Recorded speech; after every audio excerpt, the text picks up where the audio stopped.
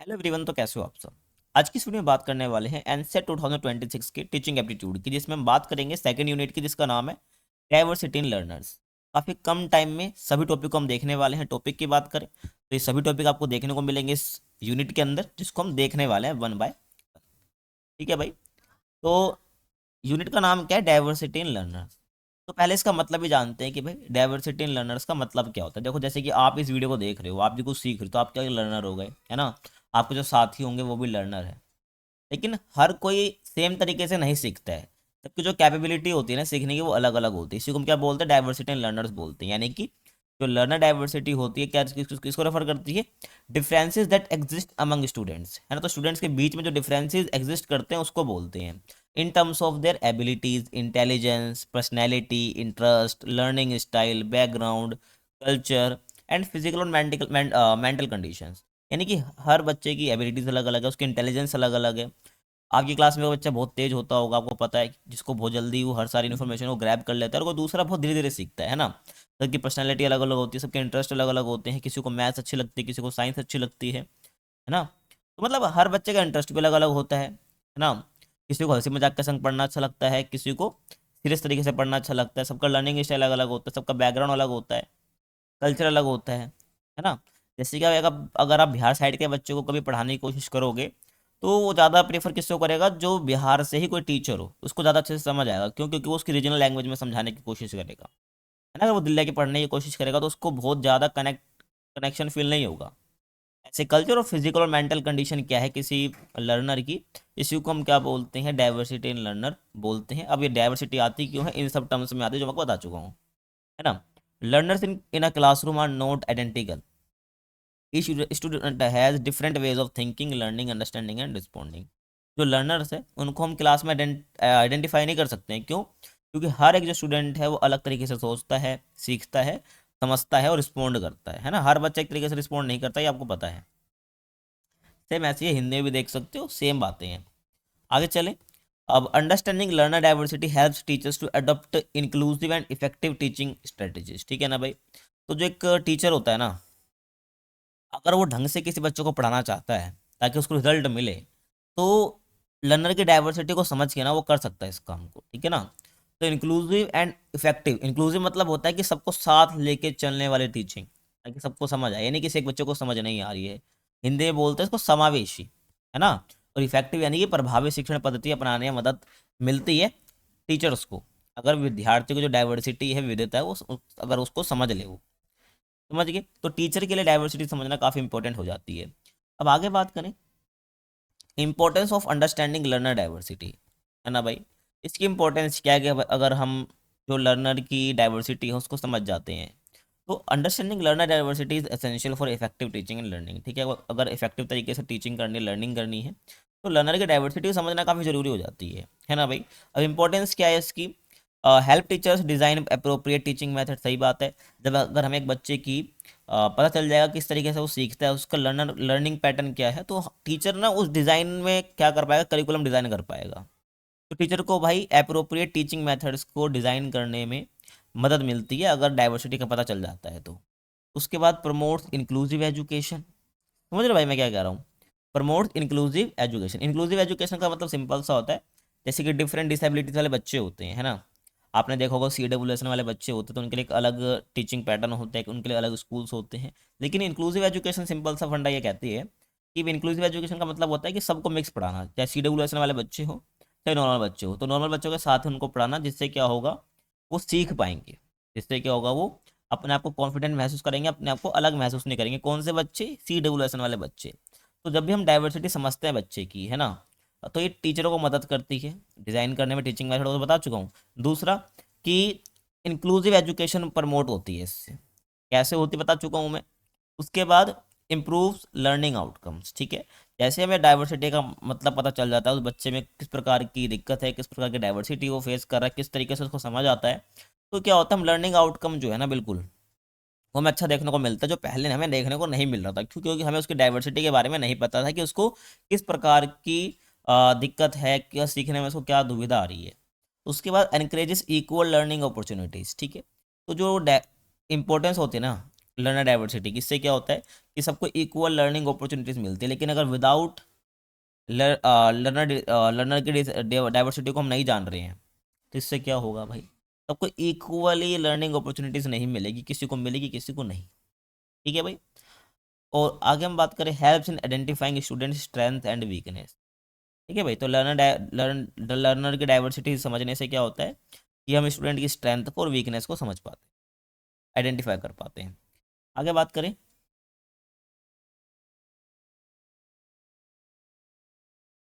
Factors of learner diversity. अभी थोड़ा हम बेसिक बात कर रहे हैं, तब जाके हम बेसिक मेन टॉपिक पे चलेंगे, है ना। क्योंकि ध्यान रखना कि आपके एग्जाम में क्वेश्चन फैक्चुअल जो आएंगे बहुत कम आएंगे, बट आएंगे। लेकिन जब आपके क्वेश्चन ज़्यादा आएंगे ना, आपके अंडरस्टैंडिंग पर बेस्ड होंगे, तो इसलिए आप समझने की कोशिश जरूर करना हर एक पॉइंट को, हर एक टॉपिक को। तो लर्नर डाइवर्सिटी के फैक्टर्स क्या होते हैं भाई। अब जो लर्नर डाइवर्सिटी है ना can arise due to several factors. Diversity क्यों आ रही है, वो डिफरेंट फैक्टर काम करते हैं, जैसे कि इंटेलिजेंस है, क्रिएटिविटी है, पर्सनैलिटी है, इंटरेस्ट है, लर्निंग स्टाइल्स है, सोशियो इकोनॉमिक बैकग्राउंड है, मतलब कि उसकी किस समाज में वो रहता है, उसका फाइनेंशियल कंडीशन कैसी है, इसको बोलते हैं socio economic background. Language difference, जबको मैंने बिहार वाला एग्जाम्पल देके बताया था। और डिसेबिलिटीज़। तो ये क्या हैं, सारे फैक्टर्स हैं जो कि लर्नर डाइवर्सिटी को क्या करते हैं, अराइज करते हैं, कह लो अफेक्ट करते हैं। ठीक है ना। और यही सारे हमारे टॉपिक भी हमको पता होगा, तो बारी बारी इनकी बात करेंगे। ठीक है। सबसे पहले हम बात करते हैं इंटेलिजेंस की। क्या होता है इंटेलिजेंस का मतलब। तो intelligence refers to the ability of individual to learn, understand, think logically, solve problems and adopt new situation. समझ रहे हो। तो इंटेलिजेंस का मतलब सिंपल सा है, जिसके जैसे क्या होता है वो किसी प्रॉब्लम को सोल्व कर पाता है, लॉजिकली सोचता है यानी तर्क कर पाता है, और नई नई सिचुएशन को जल्दी वो क्या कर पाता है भाई, अडोप्ट कर पाता है, अडेप्ट कर पाता है। तो इसको हम बोलते हैं इंटेलिजेंस। समझ रहे हो। यानी आप सिंपल सी भाषा में समझो, जो किसी नई जगह पे भी जाके जल्दी ढल जाए, है ना, उसको अडोप्ट कर ले, तो उसकी इंटेलिजेंस शो होती है इससे। समझ गए। और different students have different levels of intelligence, और सब हर एक स्टूडेंट के पास अलग लेवल का क्या होगा, इंटेलिजेंस होगा। ये ध्यान रखना है, हर किसी बच्चे की बुद्धि समान नहीं होती है। अब टाइप्स ऑफ इंटेलिजेंस की बात करूँ, जो कि होवर्ड गार्डनर ने यहाँ पर क्लासीफाई करा है। तो Howard Gardner proposed the theory of multiple intelligence. ठीक है भाई। तो उसको हिंदी में बोलते हैं बहुबुद्धि सिद्धांत, इन्होंने दिया है। अब मेजर टाइप्स कौन कौन से उसकी बात कर लेते हैं इंटेलिजेंस की, जैसे कि linguistic intelligence, logical mathematical intelligence, spatial intelligence, musical intelligence, bodily kinesthetic intelligence and interpersonal intelligence और इंट्रापर्सनल इंटेलिजेंस। ठीक है। ये सब तो हो गया इंटेलिजेंस। और लास्ट अपने बच गई नेचुरलिस्टिक इंटेलिजेंस। अब ये देखो आप, अब इनका मतलब क्या होता है पहले इसकी बात कर लेते हैं। ठीक है। तो लिंग्विस्टिक इंटेलिजेंस का सिंपल सा मतलब होता है किसी स्टूडेंट की लैंग्वेज एबिलिटी कैसी है, यानी अंडरस्टैंडिंग ऑफ लैंग्वेज, कितने अच्छे तरीके से किसी की भाषा को समझ पाता है, तो उसकी इंटेलिजेंस दिखाती है लिंग्विस्टिक वाली। उसके लॉजिकल मैथमेटिकल इंटेलिजेंस, उसकी रीजनिंग एबिलिटी कैसी है, वो तर्क कितना कर पाता है, कितना मैथमेटिकल प्रॉब्लम वो सोल्व कर पाता है, तो इसके मैथमेटिकल लॉजिकल इंटेलिजेंस होती है इससे। उसके बाद स्पेशल इंटेलिजेंस, मतलब कि उसकी विजुअल थिंकिंग कितनी है, मतलब वो कितना इमेजिनेशन के साथ सोचता है। ठीक है। उसके बाद म्यूजिकल इंटेलिजेंस, तो सेंसिटिविटी टू म्यूजिक, यानी म्यूजिक के प्रति वो कितना सेंसिटिव है। आगे बात करें बॉडीली काइनेस्थेटिक इंटेलिजेंस, तो फिजिकल मूवमेंट स्किल्स होती हैं ये।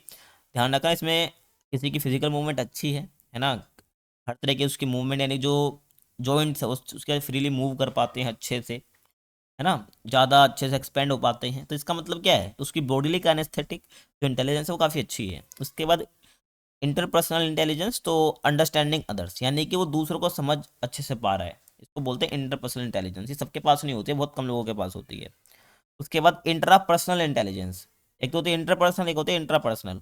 तो इंट्रापर्सनल क्या होती है भाई, जिसमें वो खुद को अच्छे से समझ पाता है। कुछ लोग तो बड़े हो जाते हैं ज़िंदगी में, पूरी ज़िंदगी बिता देते हैं, 30-40 साल हो जाते हैं, फिर भी अपने आप को समझ नहीं पाते हैं, किसी और की बातों में आके अपनी ज़िंदगी को व्यतीत कर रहे होते हैं, तो आपको समझना है। ठीक है। तो हर किसी के पास सब इंटेलिजेंस नहीं होती, तो किसी के पास कोई सी इंटेलिजेंस होती है, किसी के पास कोई सी होती है। लेकिन बहुत सारे ऐसे लोग होते हैं जिनके पास वो मेजर, जितने मेजर टाइप्स बताए लगभग बहुत ज़्यादा उनके पास जो है हर टाइप्स की इंटेलिजेंस देखने को मिल जाते हैं, तो वो काफ़ी इंटेलिजेंट बंदा माना जाता है।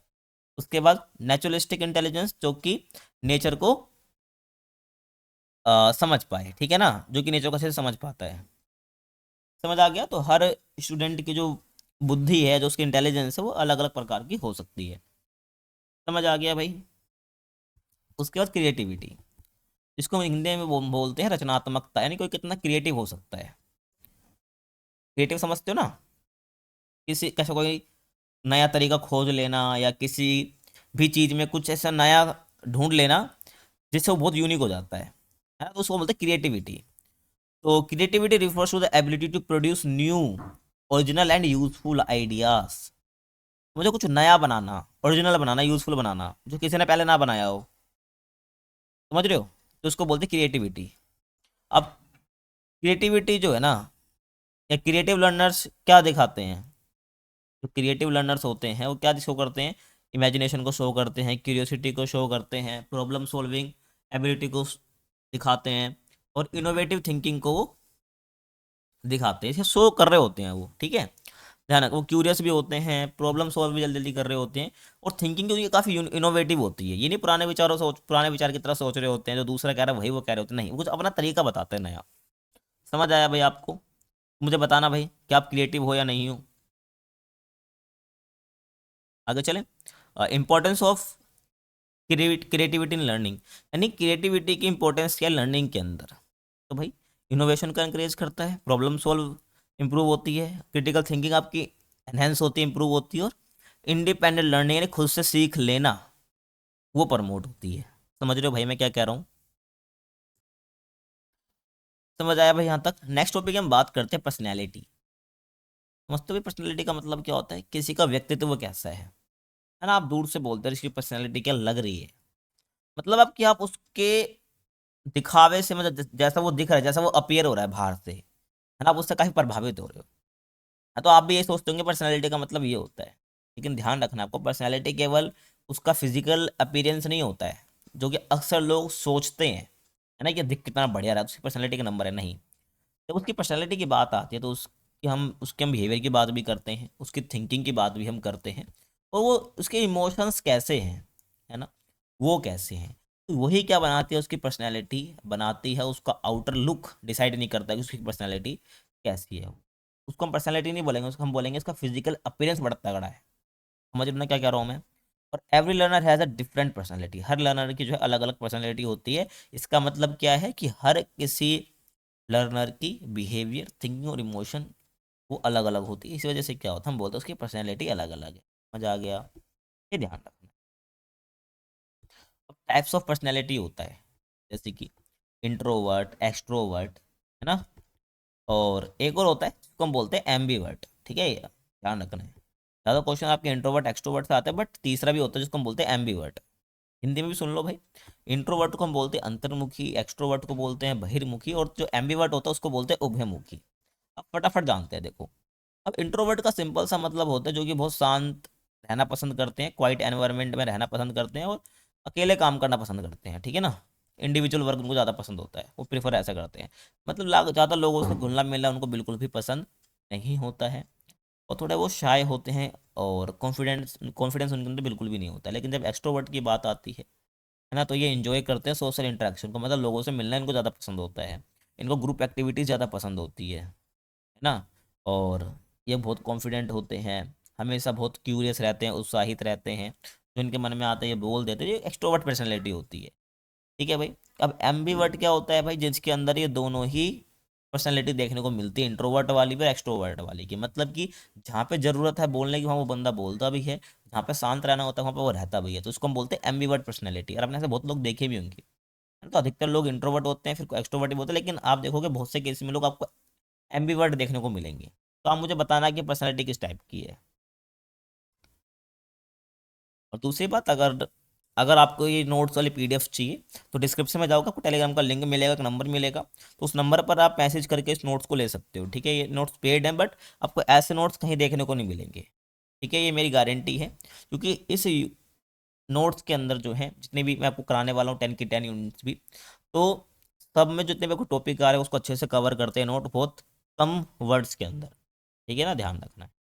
आगे चलें, और इसके लिए कोई आपको टीचिंग एप्टीट्यूड के लिए अलग से कुछ पढ़ने की जरूरत नहीं पड़ेगी, नोट्स वगैरह पढ़ के जाते हो तो, क्योंकि कम समय में ज़्यादा आप कवर करते हैं अच्छे से, ठीक है, टॉपिक को। आगे चले। अब क्या है भाई, पर्सनालिटी आपको समझ आई। तो टीचर को क्या है ना, टीचिंग स्ट्रेटेजी जो सोचनी चाहिए वो ऐसी सोचनी चाहिए जो दोनों के लिए अच्छी हो, मतलब सुटेबल हो दोनों के लिए, फॉर बोथ टाइप। समझ रहे हो भाई? तो इसलिए पर्सनैलिटी के बारे में टीचर का जानना बड़ा जरूरी हो जाता है। अब नेक्स्ट हम बात करते हैं इंटरेस्ट की, यानी रुचि हिंदी में बोलूँ तो interest refers to the liking और preference of a learner toward a particular subject और एक्टिविटी। यानी कोई किसी एक्टिविटी को पसंद करता है, कोई मना मना कर देता है, किसी को अच्छी नहीं लगती है, किसी को कोई सब्जेक्ट अच्छा लगता है, किसी को अच्छा नहीं लगता है, मतलब ये उसके इंटरेस्ट को शो करता है। कहने का मतलब ये इंटरेस्ट क्या रेफर करता है कि भाई हमारी प्रेफरेंस क्या है किसी लर्नर की, किसी सब्जेक्ट की एक्टिविटी के तरफ है, किसी एक्टिविटी को पसंद करता है, किसको नहीं करता है। समझ रहे हो? तो students learn better when they are interested in a topic. तो जब हम किसी चीज़ में ज़्यादा इंटरेस्ट दिखाते हैं तो हमको ज़्यादा अच्छी लगती है और हम सीख भी जल्दी पाते हैं उसको। लेकिन कोई ऐसी चीज़ जिसमें हमारा इंटरेस्ट बिल्कुल नहीं है और जब हम वो सुन रहे होते हैं या कर रहे होते हैं वो हमको ज़्यादा मज़ा नहीं दे रही होती है और हम भूल जाते हैं उस चीज़ को करते करते, तो मतलब एक जब वो ख़त्म हो गई उसके बाद हमारे ध्यान में वो कभी रहती ही नहीं है वो चीज़। तो स्टूडेंट्स क्या क्या हो पाते हैं, ज़्यादा अच्छे से सीख पाते हैं जब वो उस टॉपिक के बारे में पढ़ते हैं या लर्न करते हैं जो उनमें जो उनको ज़्यादा इंटरेस्ट रखता है, मतलब जिसमें ज़्यादा वो इंटरेस्टेड होते हैं। अब टाइप्स ऑफ इंटरेस्ट होते हैं, है ना। अगर मैं टाइप्स ऑफ इंटरेस्ट की बात करूँ जैसे कि academic interest, artistic interest, sports interest और सोशल इंटरेस्ट, ये बेसिकली क्या अपने इंटरेस्ट होते हैं। एकेडमिक मतलब कि कोई पढ़ाई लिखाई में रुचि रखता है, आर्टिस्टिक मतलब कोई आर्टिस्ट बनना चाहता है, आर्टिस्ट वो किसी भी चीज़ का हो सकता है, ठीक है, म्यूजिक, डांसिंग, एनीथिंग एल्स, तो आर्टिस्टिक इंटरेस्ट हो गया। स्पोर्ट्स इंटरेस्ट है, स्पोर्ट्स में जाना चाहता है। सोशल इंटरेस्ट मतलब कि कोई आपने देखा होगा ना, जैसे कि आज के टाइम पर हर कोई नेतागिरी झाड़ता है, उसको सोशल गैदरिंग बहुत पसंद होती है, तो उसको बोलते हैं सोशल इंटरेस्ट, यानी समाज में रहना बड़ा पसंद होता है, समाज की अ, कमियों को देखना, उसके लिए आवाज़ उठाना, तो उसको हम बोलते हैं सोशल इंटरेस्ट। ठीक है भाई, तो लोगों के अंदर होता है। ये टाइप्स ऑफ इंटरेस्ट हो गए। और teacher should connect lessons with students interest to enhance engagement. तो टीचर को क्या करना चाहिए भाई, है ना, तो स्टूडेंट के इंटरेस्ट के साथ जो है लेसन को कनेक्ट करना चाहिए, जिससे जो है उसकी एंगेजमेंट एनहेंस हो पाए, मतलब जिससे वो एंगेजमेंट एनहांस हो पाए और क्लास में एंगेजमेंट बनी रहे। समझ रहे हो भाई मैं क्या कह रहा हूँ? अब आपने देखा होगा कई बार क्या होता है, टीचर पढ़ा रहा होता है तो वो ऐसे एग्जाम्पल देता है जो बच्चे से रिलेटेड हो, जो बच्चे का इंटरेस्ट काफ़ी हो। समझ रहे हो? तो वही चीज़ यहाँ पर बोली गई है। तो जब भी लेसन्स पढ़ा रहा है टीचर, तो उसको भाई ऐसे एग्जाम्पल या ऐसी बातें उसको बीच में रखनी चाहिए जिससे जो है बच्चे को कनेक्ट कर पाए, उसके इंटरेस्ट की बात हमें करनी है ना भाई। किताबी ज्ञान तो दुनिया दे रही है, ठीक है, हर कोई हर टीचर उस बच्चे का फेवरेट थोड़ी हो जाएगा, ये ध्यान रखना है। लर्निंग प्रेफरेंस, उसको बोलते हैं लर्निंग स्टाइल। तो learning preference refer to the preferred way in which a learner understand and process information. यानी लर्निंग प्रेफरेंस सिंपल सा मतलब ये होता है कि बच्चा किस तरीके से पढ़ना चाह रहा है, अगर हमको सीधी भाषा में बोलूँ तो, और वो इन्फॉर्मेशन को कैसे प्रोसेस कर रहा है, किस तरीके से प्रोसेस करना चाह रहा है। हिंदी में बोलते हैं सीखने की शैली, है ना, किसके माध्यम से जो बच्चा है वो जानकारी को, इन्फॉर्मेशन को समझना और ग्रहण करना चाहता है। आपने सुना होगा बहुतों के मुंह से कि अगर हमको ज़्यादा चीज़ें याद रखनी जल्दी जल्दी, है ना, कम समय में, तो हमको ना विजुलाइज करना चाहिए, मतलब हमें डायग्राम के थ्रू समझना चाहिए, है ना। अगर हम टेक्स्ट पढ़ते हैं तो उसके मुकाबले जब हम विजुअली लर्निंग लेते हैं ज़्यादा हमें ध्यान रहती है ना। तो इसको बोलते हैं कि हमें विजुअल तरीके से ज़्यादा ज़्यादा देर तक हमें याद रहता है। सही बात भी है। तो वही बात है, इसको बोलते हैं लर्निंग स्टाइल। तो मेजर लर्निंग स्टाइल आपको पता है कौन कौन से होते हैं। एक तो विजुअल लर्निंग स्टाइल हो गया, जिसको विजुअल लर्नर्स बोल देते हैं। तो थ्रू डायग्राम्स, चार्ट, इमेजेस के थ्रू क्या होते हैं, यहाँ पर बेहतर सीखा जाता है। ऑडिटरी लर्नर, ऐसे लर्नर जो कि भाई केवल ऑडियो के थ्रू, डिस्कशंस के थ्रू, है ना, लिसनिंग के थ्रू क्या है भाई, अ, सीखना पसंद करते हैं। उसके बाद kinaesthetic learners learn through activities and hands on experience, मतलब कि भाई उसको जीना है, मतलब जो भी एक्सपीरियंस करना है, मतलब खुद करके देखना है उस चीज़ को, ठीक है, और एक्टिविटीज़ के थ्रू ही सीखना पसंद करते हैं। तो आगे मैं बताऊं तो teacher should use multiple teaching methods to address all learning style, ठीक है, तो अलग अलग टीचिंग मेथड का यूज़ करते रहना चाहिए टीचर को, और सब लर्निंग स्टाइल का यूज़ करते करते, है ना। कई बार कोई टॉपिक है तो उसको डिस्कशन करने के लिए बच्चों को दे दिया करो, फिर पूछा करो भाई डिस्कशन से क्या आउटकम निकला है, तो इसको बोलते डिस्कशन लर्निंग स्टाइल, ठीक है, ऑडिटरी में आ जाता है ये, तो ध्यान रखना। उसके बाद डिसेबिलिटीज इन लर्नर्स, तो लर्नर्स के अंदर डिसेबिलिटीज होती है, आपको पता है ना भाई, तो CWS में मैंने बोला था, है ना भाई। तो ये इसमें बहुत सारी डिसेबिलिटीज आ जाती है, जिन बच्चों को डिसेबिलिटीज होती है वो CWS वाले कहलाते हैं। तो सम लर्नर्स में है फिजिकल और लर्निंग डिसेबिलिटीज, किसी को फिजिकली मतलब कि भाई किसी के मान लो कि कोई कोई किसी बॉडी पार्ट में डिफेक्ट है ना, तो उसको हम बोलते हैं फिजिकल डिसेबिलिटी। या कोई लर्निंग डिसेबिलिटी है, मतलब कोई देर से समझ पाता है, किसी को समझ ही नहीं आता है, तो इसको बोलते हैं लर्निंग डिसेबिलिटी। जिससे क्या होता है, उसका जो लर्निंग प्रोसेस होता है वो अफेक्ट होता है। सही बात है। अब टाइप्स ऑफ डिसेबिलिटीज़ की मैं बात कर लूँ भाई, तो विजुअल इम्पेयरमेंट यानी इसको देखने में प्रॉब्लम हो रही है, और हियरिंग डिस इम्पेयरमेंट यानी कि हियरिंग डिफिकल्टीज मतलब सुनने में दिक्कत आ रही है। लर्निंग डिसेबिलिटीज़ जैसे कि जिसको बोलते हैं हम डिसलेक्सिया, डायस्ग्राफिया। तो ये सब क्या है भाई, ये लर्निंग डिसेबिलिटी जो बच्चे को जो है सीखने में दुविधा डालती हैं। उसके बाद फिजिकल डिसेबिलिटीज का जो बॉडी पार्ट से रिलेटेड हो, और इंटेलेक्चुअल डिसेबिलिटी से मतलब बच्चा कितना समझ पाता है, कितना अच्छे से सोच समझ कर बात कर पाता है, तर्क वितर्क कर पाता है, इसको बोलते हैं इंटेलेक्चुअल डिसेबिलिटी। यानी कितने अच्छे से आप सामने वाले से अच्छे से कम्युनिकेट करके अपनी बातों को रख सकते हो, समझा सकते हो, इसको बोलते हैं इंटेलेक्चुअल डिसेबिलिटी। अगर कोई बच्चा ढंग से नहीं समझा पाता अपनी बातों दूसरों को, है ना, और ऐसी बात नहीं करता जो सब मतलब काफ़ी अच्छी हो, प्रभाव डालने वाली बात हो, तो हम बोलते हैं उसका इंटेलेक्चुअल ठीक नहीं है। समझ रहे हो। तो these learners require special support. जितने भी ऐसे लर्नर्स हैं जिनकी डिसेबिलिटी होती है, तो उनको एक स्पेशल सपोर्ट चाहिए होता है। और इंक्लूसिव टीचिंग मेथड चाहिए होता है। इंक्लूसिव टीचिंग मेथड समझते हो, समावेशी, जो इनके लिए सेपरेटली डिज़ाइन करा गया हो, बनाया गया हो। और इसीलिए जो है इनके लिए इंक्लूसिव एजुकेशन भी का कंसेप्ट भी निकाला गया है, जिसमें क्या होता है नॉर्मल बच्चों के साथ इनको बैठाया जाता है, ताकि ये भी कॉन्फिडेंट फील करें, अकेला अकेला महसूस ना करे। समझ गए भाई। नेक्स्ट हम बात करते हैं इंक्लूसिव एजुकेशन। बता चुका हूँ उसका मतलब। तो inclusive education means educating all students together regardless of their differences. यानी उनमें अंदर जो भी डिफरेंसेस हैं, है ना, जो भी उनके अंदर विभिन्नताएं हैं, अलग अलग डिफरेंसेस हैं, उसके बावजूद भी उनको क्या है, एक साथ इक्वली एजुकेट करना, है ना, एक साथ उनको एजुकेशन देना, शिक्षा देना। अब प्रिंसिपल्स क्या कहते हैं, सिद्धांत क्या कहते हैं मतलब इंक्लूसिव एजुकेशन के, तो इक्वल लर्निंग अपॉर्चुनिटीज़, यानी सबको क्या है, इक्वल लर्निंग अपॉर्चुनिटीज़ देनी है, इसलिए भाई इंक्लूसिव एजुकेशन का कंसेप्ट आया है। रिस्पेक्ट फॉर डाइवर्सिटी, डाइवर्सिटी को रिस्पेक्ट करना, और एडेप्टेशन ऑफ टीचिंग मेथड्स, यानी अलग अलग टीचिंग मेथड को अडॉप्ट करना, और support for special need student, जो सी डब्ल्यू वाले बच्चे होते हैं जिनको बोलते हैं चाइल्ड विद स्पेशल नीड्स, तो उनको सपोर्ट देना, इसलिए जो है ये इंक्लूसिव एजुकेशन वाला कंसेप्ट आया है। ठीक है भाई। और inclusive classrooms ensure that no learner is left behind. ठीक है ना। तो इंक्लूसिव जो क्लासरूम्स होते हैं जहाँ पर एक साथ सबका एजुकेशन मिल रही होती है नॉर्मल बच्चों के साथ, और तो वहाँ पर क्या होता है, कोई ये इंश्योर करा जाता है कोई भी बच्चा जो है, कोई भी लर्नर जो है वो अकेला अलग महसूस ना करे, कि कटा कटा महसूस ना करे क्लासरूम से या समाज से। समझ रहे हो भाई। नेक्स्ट टॉपिक हम बात करते हैं role of teacher in managing learner diversity. Teacher का रोल क्या होता है भाई, कि लर्नर डाइवर्सिटी को मैनेज करने में। ठीक है ना। टीचर का ही मेन रोल होता है, और किसका होता है, तो teachers play an important role in handling diversity in classrooms. तो टीचर की क्या क्या रिस्पॉन्सिबिलिटीज हो जाती है इस चीज़ में, ठीक है ना, ताकि वो मैनेज कर पाए इस डाइवर्सिटी को।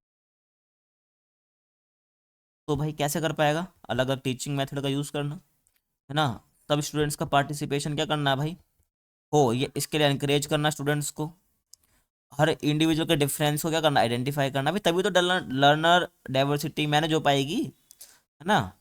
तो क्या करना, सभी इंडिविजुअल के डिफरेंस को आइडेंटिफाई करना, और एडिशनल सपोर्ट देना जो वीकर लर्नर्स हैं, जो देर में सीखते हैं, जिनको सीखने में बड़ी प्रॉब्लम आ रही है, तो उनको एडिशनल सपोर्ट देना। और कोऑपरेटिव लर्निंग को प्रमोट करना। कोऑपरेटिव लर्निंग मतलब होती है जिसमें सहयोग वाली लर्निंग, यानी कि आपस में जो दोस्त हैं उनके जो बाकी स्टूडेंट्स हैं वो एक दूसरे की मदद करें सिखाने हैं बच्चे को, इसको बोलते हैं कोऑपरेटिव लर्निंग। कहते हैं ना कि जो टीचर सामने पढ़ा रहा है उससे ज़्यादा अच्छा टीचर कौन होता है, उसका दोस्त होता है एक स्टूडेंट का। तो वही वाली बात है, तो उसको बोलते हैं कोऑपरेटिव लर्निंग। ये ध्यान रखना है आपको। ठीक है भाई। तो ये था भाई, ये क्विक रिवीजन आप पढ़ सकते हो, वही वाली बातें हैं। तो अगर आप यहाँ तक वीडियो देख रहे हो तो चिंता मत करो भाई।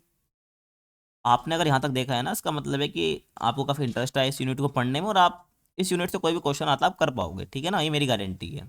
आपको हर एक चीज़ समझ आई भाई, इंटरेस्ट क्या है, पर्सनैलिटी क्या है, everything you are going to understand easily. ठीक है, in exam when you see your question. तो वैसे आप अपना क्वेश्चन देखोगे आपको सब कुछ समझ आ जाएगा। क्यों भाई, क्योंकि आपको समझ आ गया भाई हर चीज़ का मतलब। अगर आपको नोट्स चाहिए तो कहाँ से मिलेंगे भाई, टेलीग्राम पर आप ज्वाइन हो सकते हो, वहाँ से आपको मिल जाएंगे। अगर मेरे से नंबर पे मैसेज करके भी आप ले सकते हो। बाकी मिलते हैं आपसे अगले यूनिट के साथ, यूनिट 3 के साथ। तब तक के लिए थैंक्स फॉर वॉचिंग।